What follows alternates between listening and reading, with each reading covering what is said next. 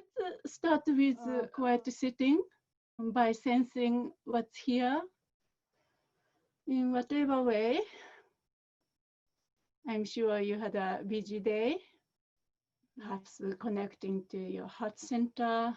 What kind of feeling is arising at this moment? Yesterday I was talking about the horizontal plane, horizontal field of interconnectedness. Also, you can sense how we are interconnected, how interconnected we are. This shared human condition we feel, we face.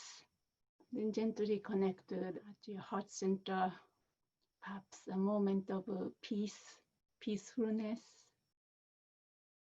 quietude, perhaps a retreating from something unrealistic, retreating into the real. Again, I want you to connect this vertical plumb line where this true nature resides, that which connect to the divine. So those two dimensions meet at the heart center, horizontal field, horizontal plane, and vertical line. While you are resting there, I'm gonna invite you to a few inquiries. So we are here to practice. The first one I want to invite you to rest is what it means to be a Cho practitioner, even Dharma practitioner, or Vajrayana practitioner. Personally, at this time, just sense the answer. I'm not asking you to answer like a quiz. Use this as a kind of doorway to connect to something deeper within you.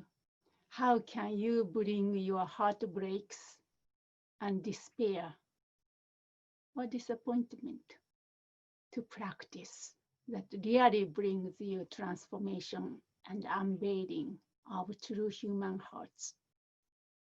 How can you bring your, whatever you're feeling right now, perhaps strong feeling, your heartbreak, despair, disappointment, how can you bring all those to practice that really bring you transformation and unveiling of true human hearts? How can you understand, respect, honor, and responsibly respond to what's happening right now? How can you understand, respect, honor, and responsibly respond to what is happening right now? How can Cho practice, or Dharma practice, or sadhana practice, Vajrayana practice help you to turn and face your intense feelings of uncertainty, fear, and despair, and use them for your practice as a fuel? How can Cho practice help you to turn and face your intense feeling and use them for your practice as a fuel? In that case, first step is we have to connect to this intense feeling. No, what am I feeling right now? What's my body is feeling? What's my energy? Where that energy resides in my body?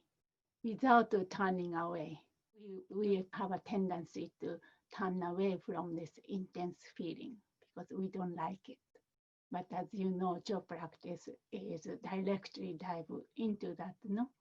Then how can you bring them into processing and transforming into energy of love, energy of wisdom for effective, compassionate response to our human self and the world? How can you bring them into processing and transforming into energy of love and wisdom for effective, compassionate response to our human self and the world? So these are just a few random inquiries came up with for me. Just rest there a little bit. Whatever arises, it's a energy, wisdom in disguise, no judgment. This is one of many tools to get in touch with deeper dimension, deeper self. Not to necessarily have an answer, but again, it's a doorway to go deeper in our practice.